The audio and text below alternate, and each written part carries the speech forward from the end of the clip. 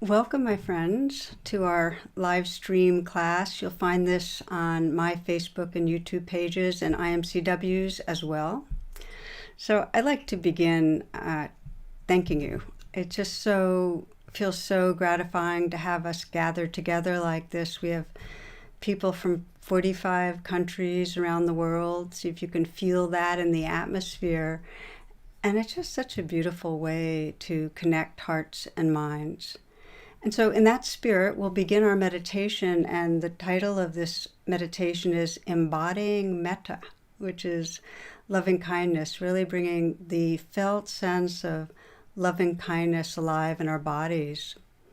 So if you'd like, just to adjust how you're sitting in any way that allows you to be comfortable, and some of you might choose to be lying down or to be standing, whatever best serves.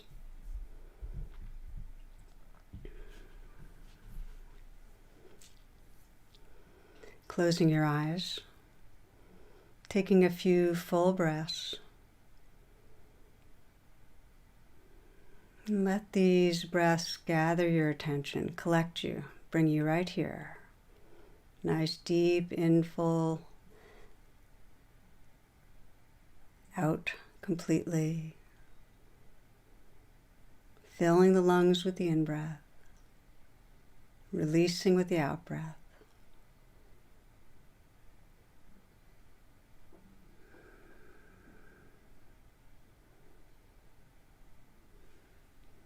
And you might begin by visualizing a wide open sky, a very big blue sky, and imagining the curved impression of a smile just spreading through the skies, the receptivity of a smile,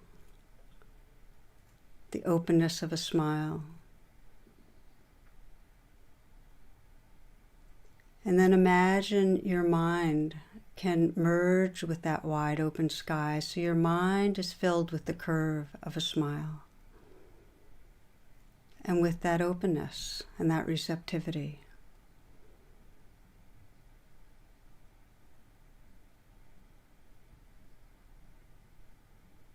And then gently bringing the attention to your eyes and sensing the smile spreading through your eyes. Letting the outer corners of your eyes lift, letting the eyes soften and the brow be smooth.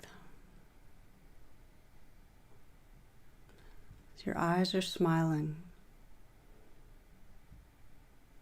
And you might feel the smile at the lips, a slight smile.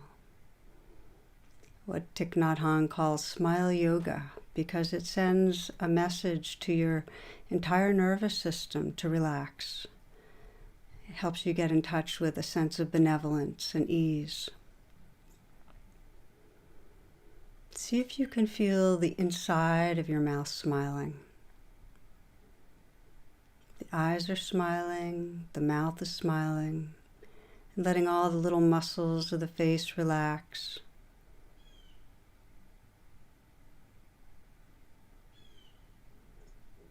You might visualize and feel the sense of a smile at the throat, that curve of a smile there. And sense the openness it creates. You might sense your throat filling your neck. Space, openness, receptivity. Allowing the shoulders to fall away from the neck so that ease is spreading now.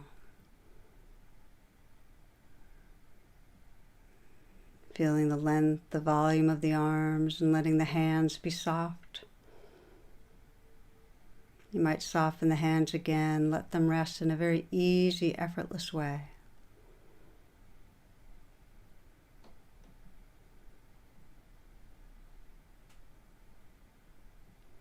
And still feeling the eyes are smiling. The mouth is smiling. Smile at the throat. And then smiling into the heart. visualizing and feeling the spread of a smile through the heart and the chest area. And sensing the space it creates. The space that has room for whatever's here.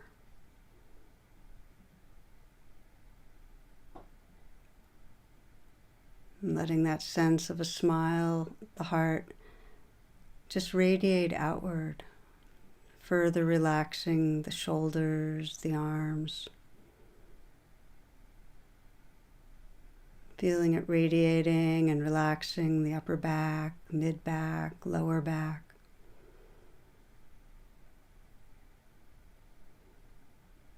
A receptive, open presence.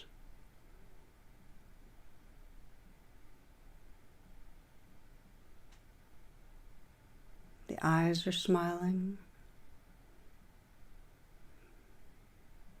And the mouth. The throat. And the heart.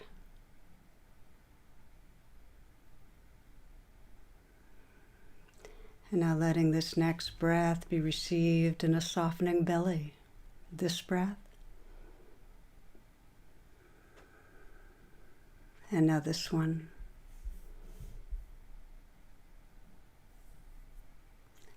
And again.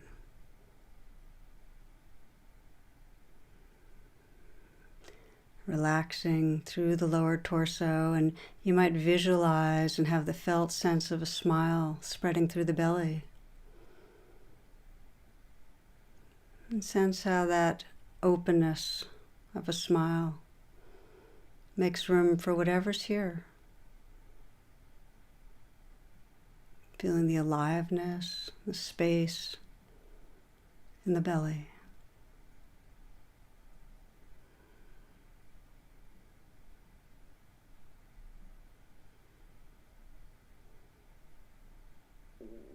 And continuing to scan down the body with this image of a smile, this openness and receptivity of a smile. You might visualize and sense a smile spreading through the pelvic region. And again, sense the openness, the aliveness that's there.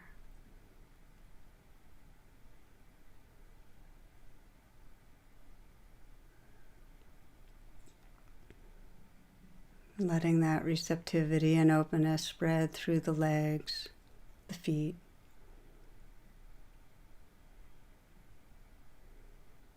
So that if you widen the attention now, you can sense the atmosphere of a smile spreading, permeating, and expressing through your entire body.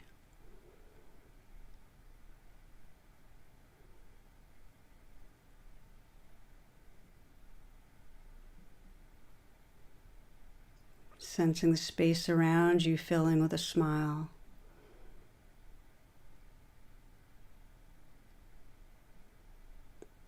Allowing a further expansion, openness, ease.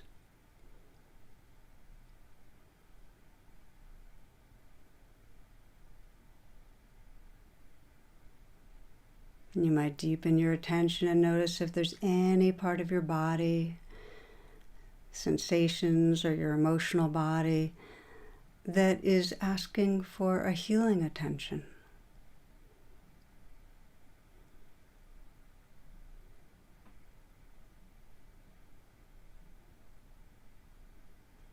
And if there's something calling for acceptance, for openness, for healing, to sense the spirit of a smile spreading through that area. As if you could smile into any place that feels wounded or blocked or tight. Letting that space and part of your being be held in the loving kindness of a smile. And just notice what happens.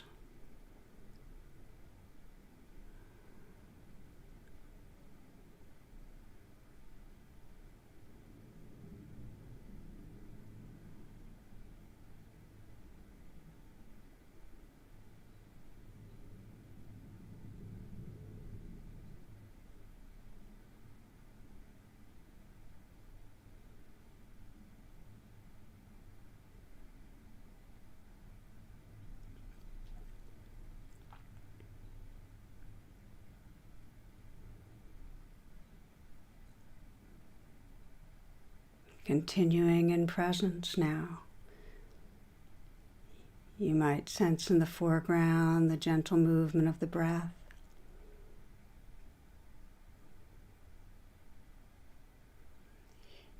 Hearing the sounds in the space around you.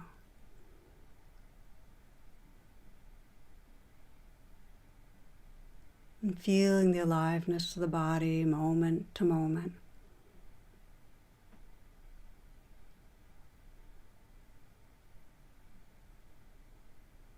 And sensing in the background the tender presence that holds this life.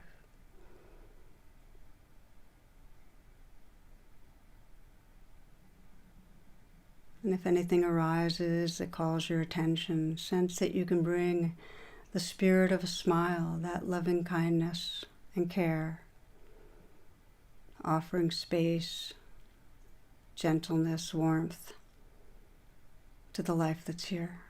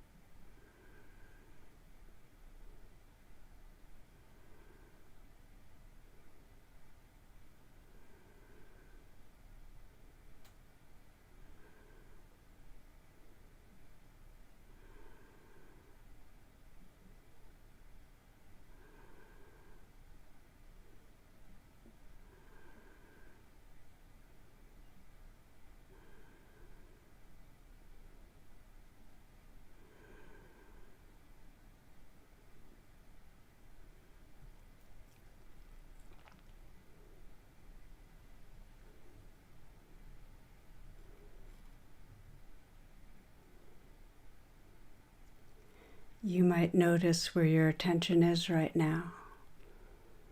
And if the mind is drifted, you can find the image and felt sense of a smile is a pathway back to an embodied and kind presence. Again, sensing the smile spreading through the eyes and softening the eyes.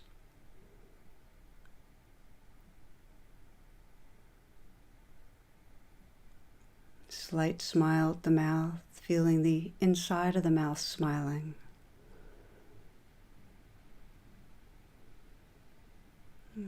Visualize and sense the curve of the smile of the throat. And then smiling into the heart. Just imagine and sense that curve of a smile spreading through the heart and the chest. And sensing the space it creates for the life that's right here. Soft and open, tender.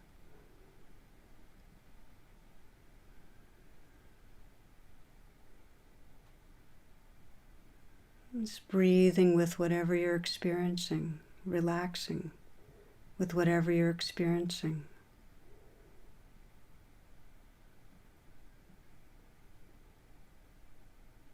Letting this moment be held with a gentle and kind presence.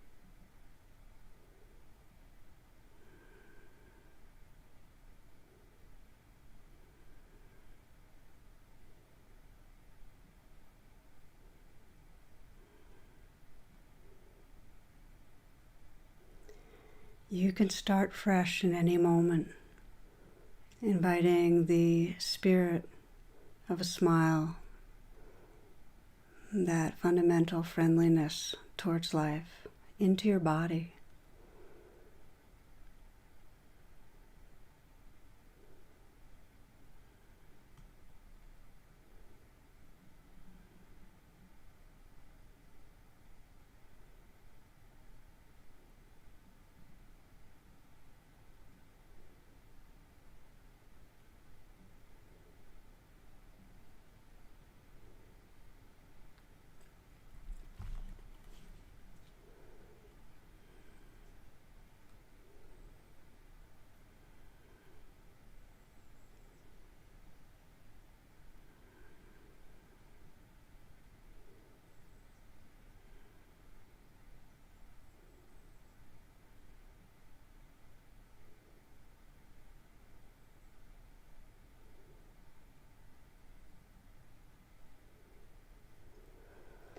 As a way of closing, you might sense the heart space that's here, the space of a smile, holding your own human heart, your own being.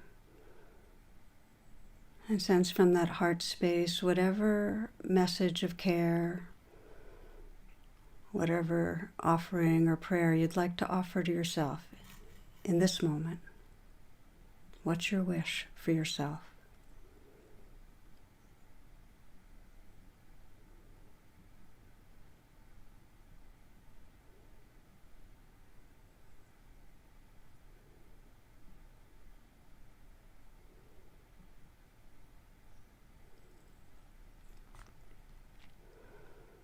And sensing this heart space as our shared and loving awareness, the field of loving awareness that holds ourselves and our world.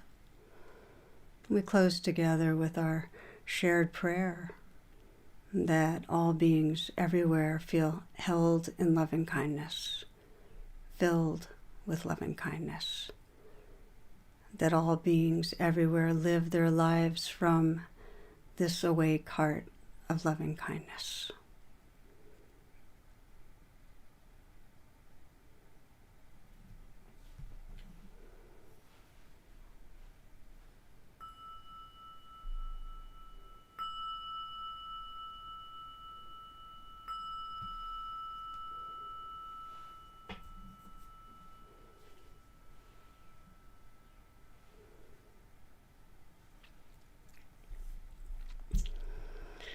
Okay, please open your eyes if you haven't, and if you'd like to take a few moments to listen to your body, sense what it needs in terms of moving or stretching, that can be helpful. And as you do, this is a good time for me just to make a few announcements. The first is to please check my website, tarabrach.com, for all my virtual offerings.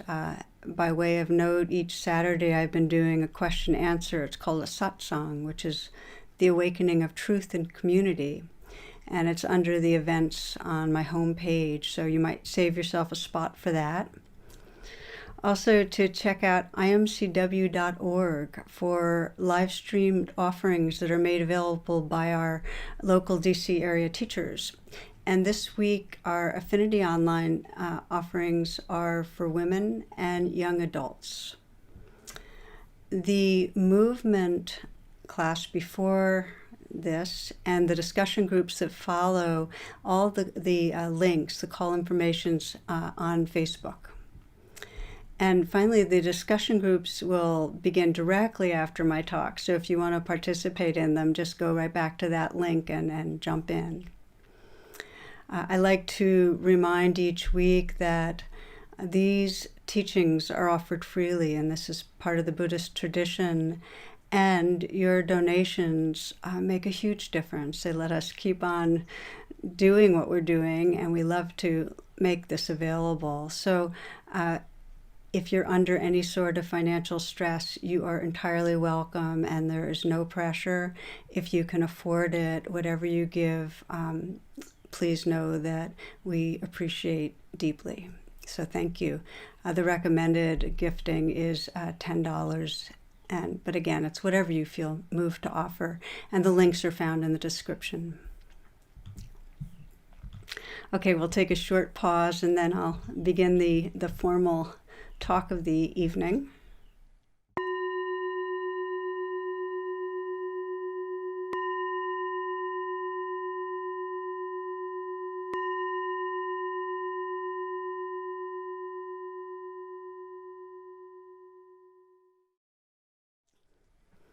Namaste and welcome.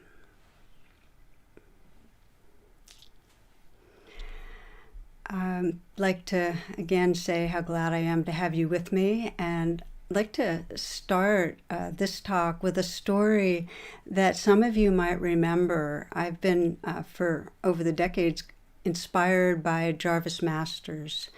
Jarvis is an inmate who's been living on death row in San Quentin prison for a number of years, and he has a Buddhist practice, and he's taken his vows of compassion. So he tells a story that has just this stayed with me. He's in a prison yard, there, and a big young inmate next to him picked up a rock. He was going to throw it at a seagull that was kind of standing in a puddle of water. And Jarvis just spontaneously, instinctively raised his arm to stop the stone thrower. And the young inmate was, shouted back, "What are you doing?" And everyone in the yard got quiet because part of the culture is to not mess with anybody else's business. Jarvis spontaneously responded, "That bird got my wings." Well, the guy who was going to throw the stone kind of looked at him. He was puzzled, but he put the stone down, and it seemed that everybody relaxed. And for days, the inmates were asking him, "Jarvis, what do you mean by that? That bird got my wings." What an amazing expression. And what did he mean? And in a sense, we all have the same longing to be fully alive. We have the same longing for love. We have the same longing for freedom. We have the same longing for wings that fly, And in a timeless way, we all arise from expressions of the same formless presence. There's a one underlying awareness, spirit living through us. So I think so often, what would the world be like if we remembered this, if we moved through and with everyone we met on some level, no matter how different they were, that some level, that bird's got my wings. That same deep longing for love and aliveness. If we could see this, how much less violence, racism, greed, how much more love. So the empathy or compassion of that realization, to be able to see that in others, that bird's got my wings, is really an expression of a very evolved and awake heart. And it arises, that understanding, when we're paying attention, when we're with another or in some way in contact, and we're paying attention to another's vulnerability, to how, like us, they want to feel loved. We all want to feel loved. We all want to live, So it's when we're paying attention, because when we're attending, we shift from a sense of I to we, to really that sense of belonging. And in those moments, there's a kind of freedom, because we really know who we are deep down, that we belong. So I start with this story because this caring, this expanded consciousness and sense of belonging to something larger, to each other, this is what's happened to many, many white people watching that almost 8-minute long lynching of a black man, the murder of George Floyd. The witnessing and the caring and the wanting to help, that bird's got my wings. While watching, we were mothers. We were all mothers, knowing the torment of watching our child suffer. We were humans, knowing the fear and anguish of not being able to breathe, of being scared for our life. We knew that belonging. And Black people know this violence in a daily way and through the centuries. I mean, they've had the heartbreak and compassion of we daily. But for white people to be in close contact, it crashed through the armoring of denial. For many, it made the horror of racism real. This is absolutely radical and filled with possibility. We're living in a time of collective awakening, and it's happening around the world. This is deepened attention and caring to those who are most vulnerable. And now with the leadership of Black Lives Matters, it's re-energizing a movement. It's re-energizing a movement for equity, for racial justice, and more broadly for social justice, a more compassionate society, which by nature means caring for all beings, including non-human animals that get tormented daily, including our larger body, this precious, fragile, endangered earth.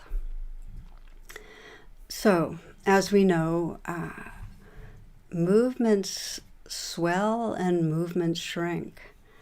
And, we humans, all of us, wherever we are in our spiritual awakening, we wake up, but we all fall asleep. So it feels really important to recognize that we're in a moment that if we really inhabit, we have amazing potential for true transformation, spiritually and outwardly, for creating the world we believe in. And this is the thing, it depends on us staying awake. It depends on us sustaining and deepening and widening our caring. Really, it depends on us training in seeing that bird's got my wings, that movement of from I to we. That's our evolutionary capacity, and we're at one of those junctures where if we dedicate to paying attention, it's unlimited potential what can happen. So just to add to that, while awakening our hearts involves every one of us, everyone, the particular effort to sustain caring about suffering, to sustain that caring, is most critically needed by white people, and more generally by dominant populations. And why is this? It's because, and there's a lot of research that validates this, that those in power, those with privilege, get cut off from compassion for suffering of those less dominant. That's just how it goes. The dominant species or populations have less compassion for those that are non-dominant, for their suffering. And what that means is, and the reason why is, because we have deep conditioning to avoid discomfort, to hold on to our privilege, our place, and to get complacent, to not pay attention. And of course, that hurts all of us. This is really, really important to keep our eye on.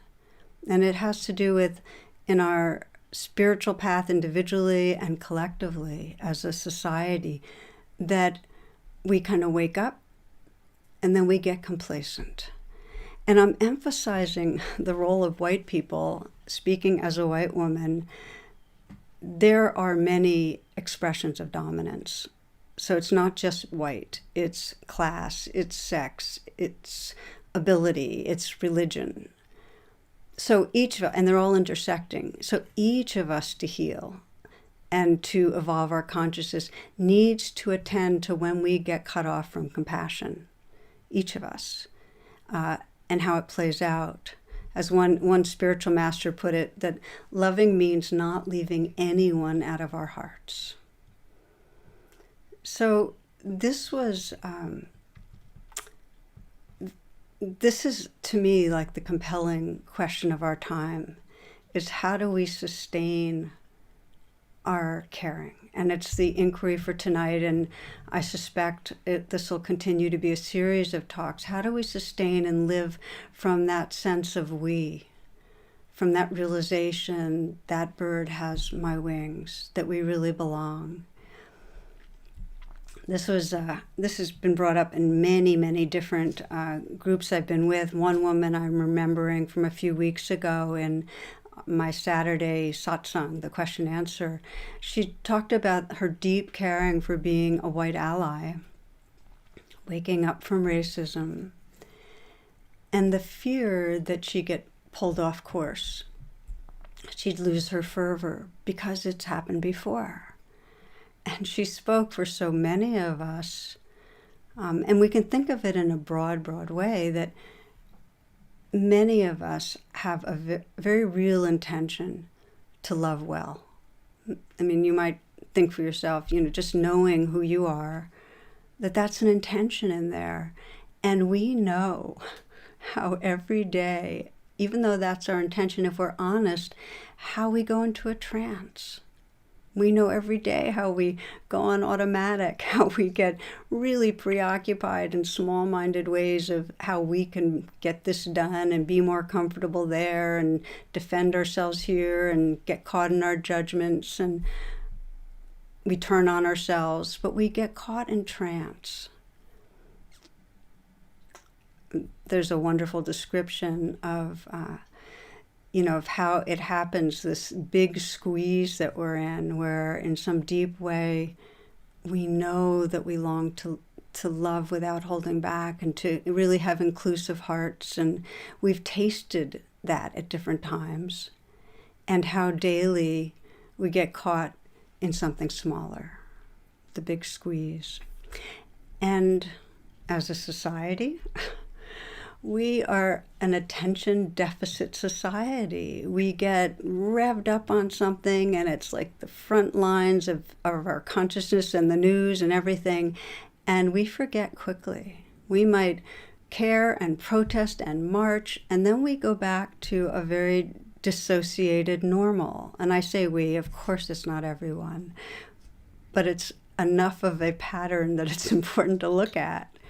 We go back to that dissociated normal. And I sense that many feel as I do right now, feeling the bigness of this moment, that there's more of a prayer, that please, may this be a time that we keep on remembering and that we keep on caring.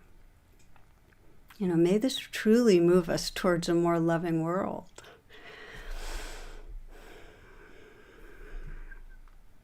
I'm thinking now of the Dalai Lama, said something years ago that has stayed with me. I come back to it a lot. He said, I don't know why people like me so much. Of course, that alone grabbed me. But then he said, it must be because I value bodhicitta. Now, bodhicitta means the awakened heart. I value an awakened heart.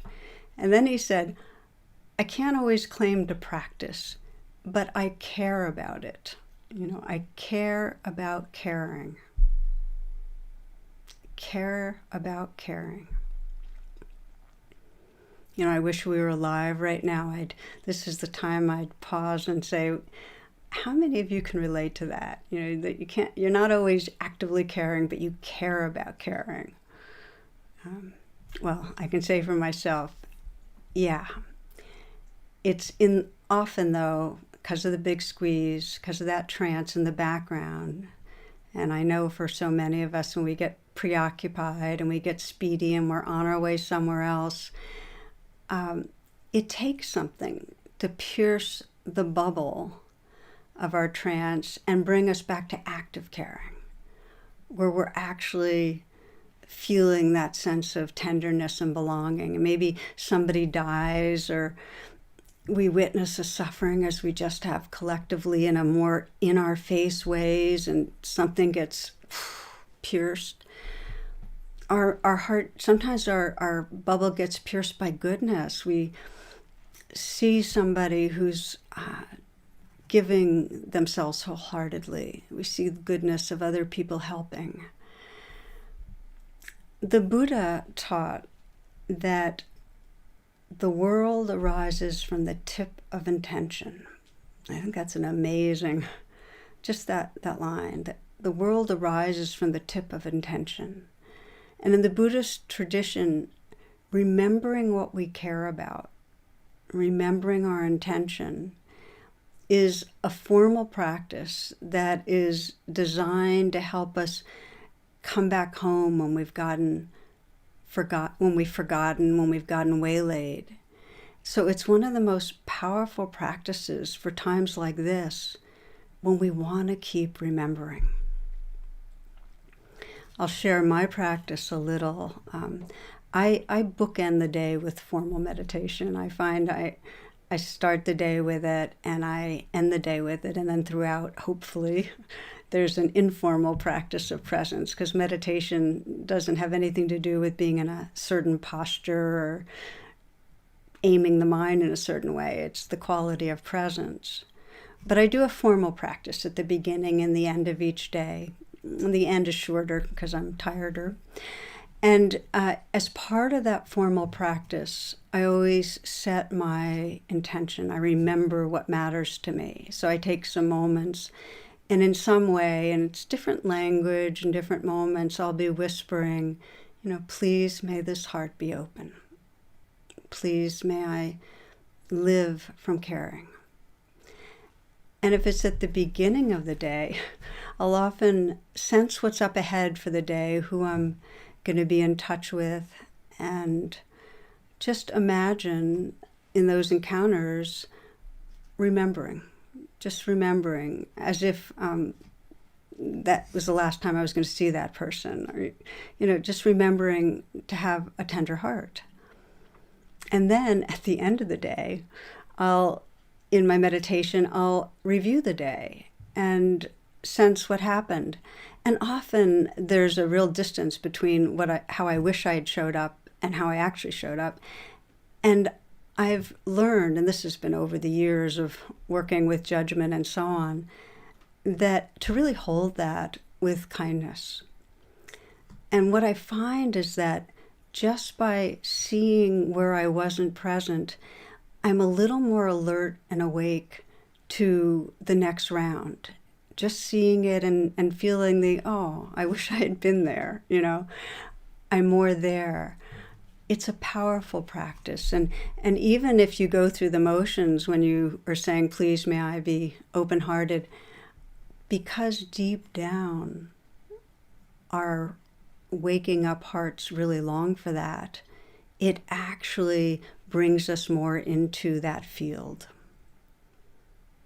So let's pause right here for a moment, and let me invite you to reflect for a bit. Let's just get in touch with our intentions, because this whole inquiry is about how do we nourish caring? And the ground level is intention, that we care about caring. So you might close your eyes.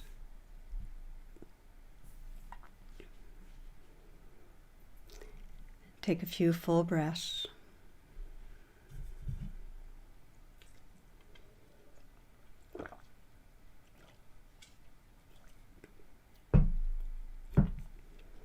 And you might scan these last days, last week, and notice when your heart's been touched. When was the bubble of trance broken?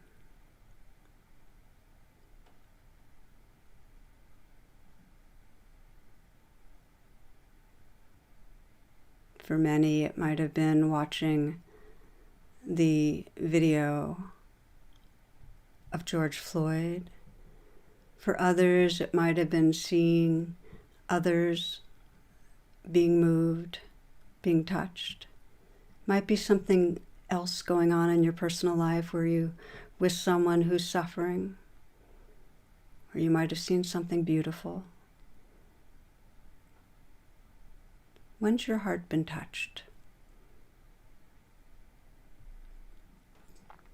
And see if you can bring yourself into that situation and just sense what it's like when you're caring.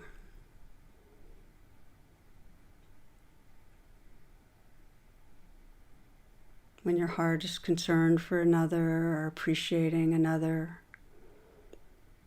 When you felt that sense of we, of that belonging.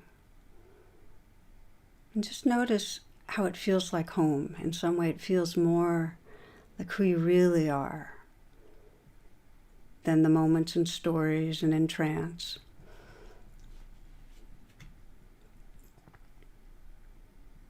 And feel in your own words, with your own way of touching in, your intention. your intention towards bodhicitta, that awakened heart.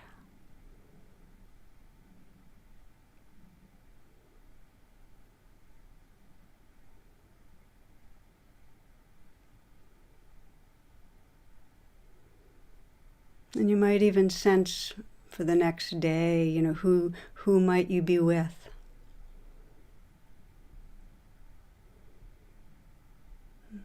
Imagining being with someone and seeing past the mask, past your own habitual ways of relating to them, and slowing down and pausing, taking them in, and sensing their heart's longings for love, and in the deepest way, that the spirit, the consciousness that flows through. That bird has my wings. You might even widen out and sense someone, part of a population is suffering. Because so much is right in front of us right now, letting us care about the violence of racism. If there's someone of difference, or someone in your race who's suffering from racism, to let yourself touch into that suffering. And feel your caring.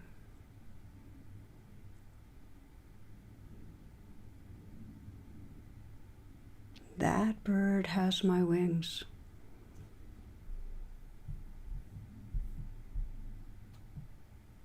And as you feel ready, you can keep your eyes closed or open them.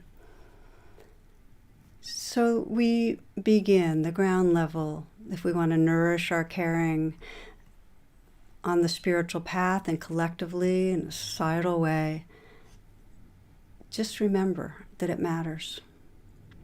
That bird has my wings. And then we begin to ask ourselves this question, well, how do we relate to the reality of the ways we forget and cause harm, individually and as a race?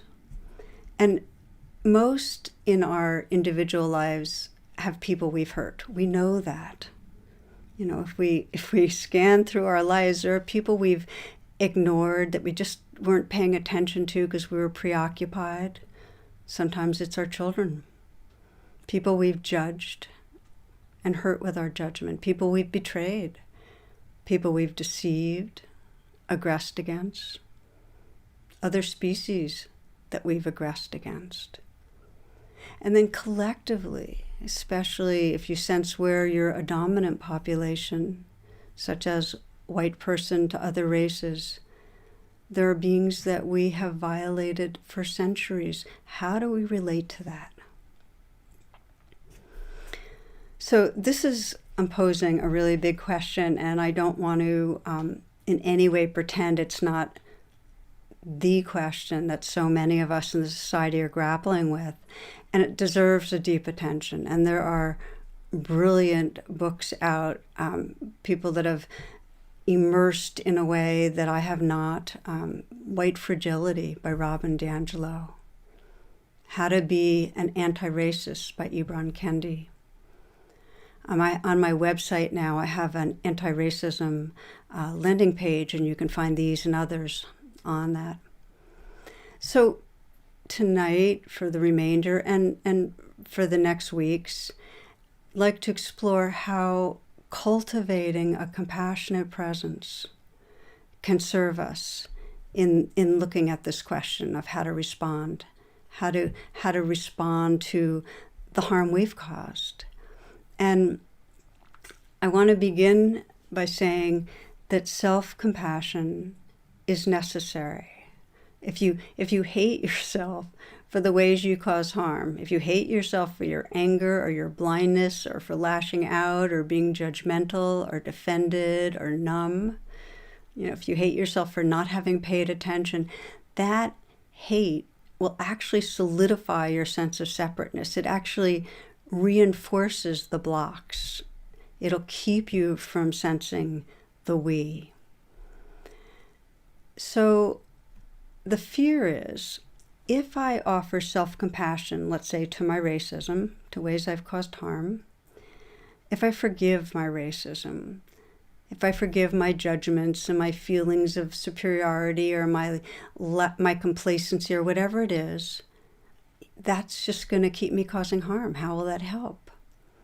And I'd like to say that if you're avoiding the pain that lives under your racism, then nothing changes. But real compassion doesn't do that. To explore radical compassion, as I call it, it doesn't arise unless we have authentically and courageously contacted the pain that's there. It arises from contact with pain. And with that, as that self-compassion arises, comes a radical shift in how we then relate to others. I'd like to illustrate this with a story, and it's a story, another one that has stayed with me for years, 30 years, whatever. And it's told by a Vietnam vet. His name's Richard Luttrell, and he tells a story of killing a young Vietnamese man during the war. And right after he killed him, he pulled a photo from the man's pocket of a young man and a little girl. So through the years that ensued, he was increasingly horrified by what he had done. It plagued him. Well, when the Vietnam Memorial was built in Washington, D.C., he made a pilgrimage there, and he left the picture that he had taken from this dead man, and he also left a letter that he wrote. And it all got gathered into a book that's called Offerings from the Wall, and through a fellow vet, it got brought back to him. And I want to read you what the letter said that he had put up on the wall. Dear Sir, for 22 years, I've carried your picture in my wallet. I was only 18 years old that day we faced each other on the trail in Chu Lai, Vietnam. Why you didn't take my life, I'll never know. You stared at me so long, armed with your AK-47, and yet you didn't fire. Forgive me for taking your life. I was reacting just the way I was trained. To kill VC, Viet Cong. So many times over the years I've stared at your picture and your daughter. I suspect each time my heart and guts would burn with the pain of guilt. I have 2 daughters of my own now. I perceive you as a brave soldier defending his homeland. Above all else, I can now respect the importance life held for you. I suppose that is why I'm able to be here today. It's time for me to continue the life process and release the pain and guilt. Forgive me, sir. So in March 2000, Luttrell actually traveled to Vietnam to meet the daughter of the man he met and killed on that trail in Chu Lai and return the photo. And as you described the meeting, they had an interpreter. Richard introduced himself and said, tell her this is the photo I took from her father's wallet the day I shot and killed him, and I'm returning it. And then with a shaking voice, he asked for her forgiveness. And after an awkward moment, she burst into tears and they embraced, just sobbing and embracing. Later, she and her brother told him that the day he came to them was the day their father's spirit had come back to them. So he did something that was reparative by just reaching out. So I want to slow down here and look at the pathway of healing, because it has a lot of wisdom for us today. That Richard had the integrity to keep looking at the photo, to face the pain, and to see that man in the picture as a human. He had seen him, he was conditioned to see him as an enemy other, just the way we may be conditioned to see others as inferior and not know that we have that, and not even know that we don't know. So the first step is to this willingness. Something in us knows that there's waking up here. There's compassion possible, that we keep looking. We look into our own minds and we read the books and we watch, even though they're heartbreaking, we watch the videos and we engage in the conversations. We face the pain. There's a natural response if we really face the pain. And this is the difference between toxic guilt and a kind of healing remorse. Toxic guilt is when we think, I am bad, I am responsible, it's my fault. But there's a much deeper wisdom here, that it's not our fault. Just the way Richard was conditioned by his society to kill Viet Cong, every one of us is conditioned by the atmosphere of our society to be racist. It's not our fault. So to take it individually is toxic guilt. And yet, as a population, dominant population, we have caused harm. And the remorse for that is what the caring and the remorse, the seeing, looking in that photo and saying, oh my God, that bird has my wings. That brings up the kind of caring that makes us want to repair, want to reach out.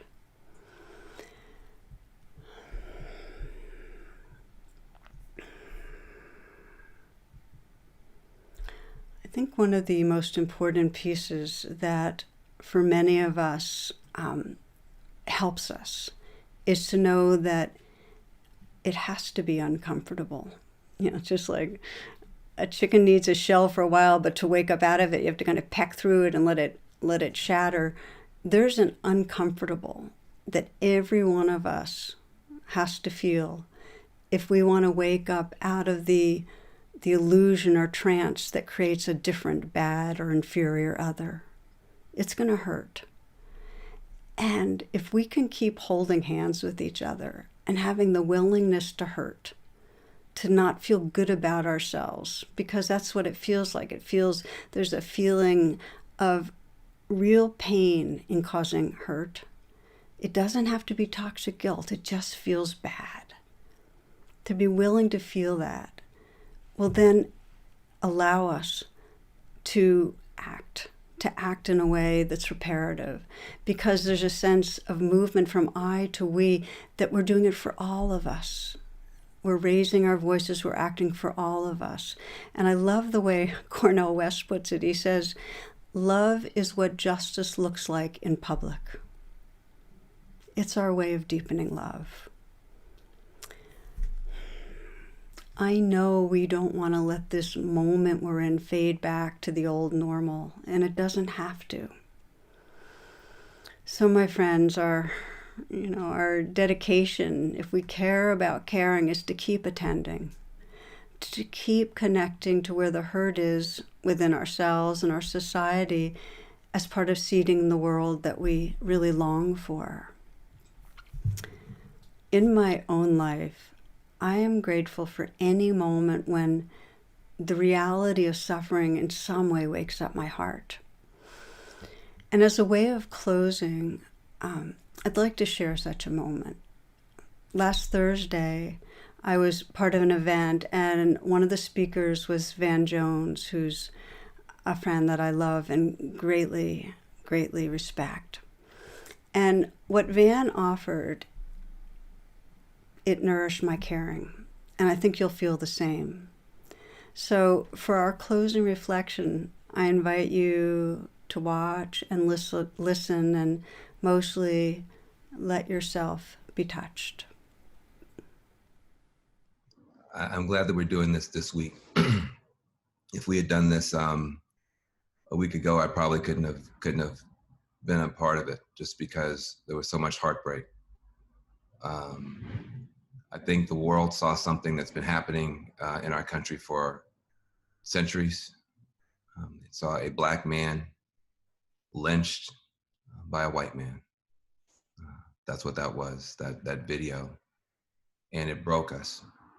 It broke the Black community to watch something like that happen.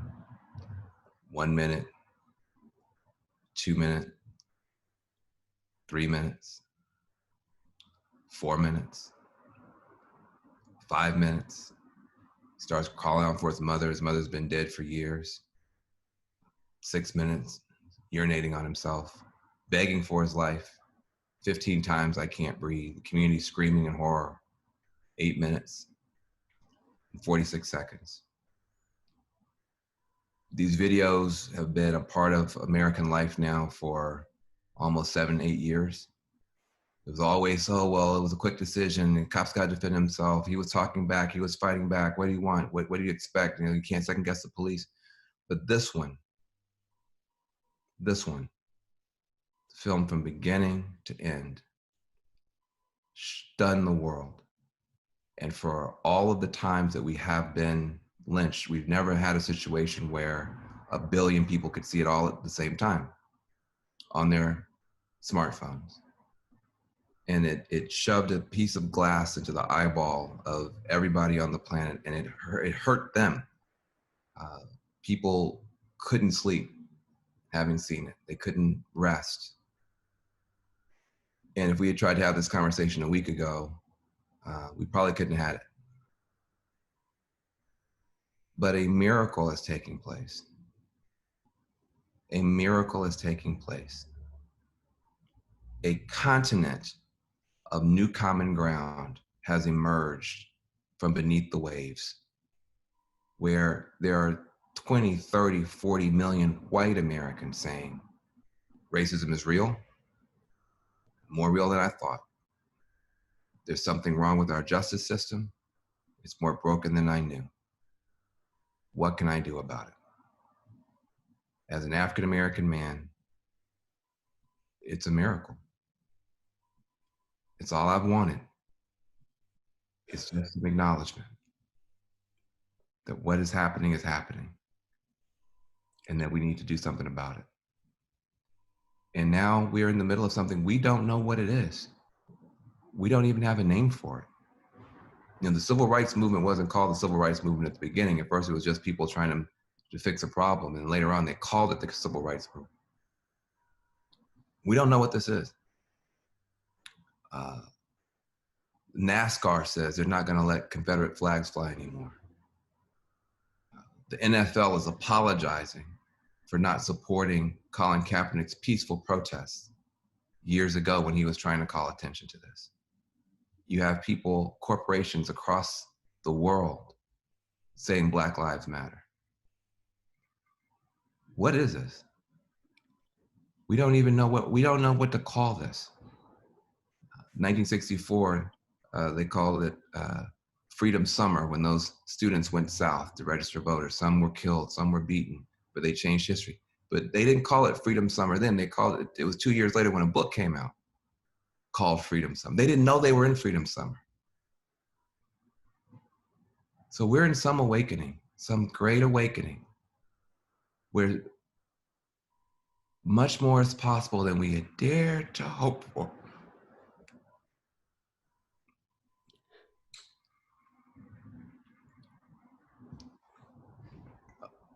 Somebody killed a Black man, and everybody cares.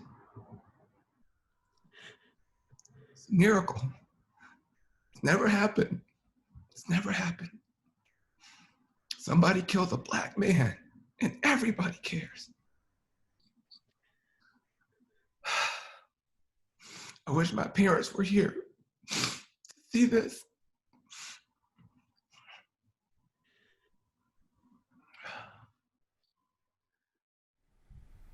It's a blessing. It's a growing freedom to move from I to we, to have the softening and opening of our hearts, to feel that tenderness of caring. We become more of who we really are. I want to thank you, friends, for your attention, for your presence, for your caring. May we continue on this path together, nourishing the caring, feeling that sense of we that will allow us to serve this healing this healing and this freeing up and this transformation that's truly possible. So blessings, and I hope to be with you next week. And a reminder that if you're interested in the discussion groups, this would be the time to link into them. Thank you very much.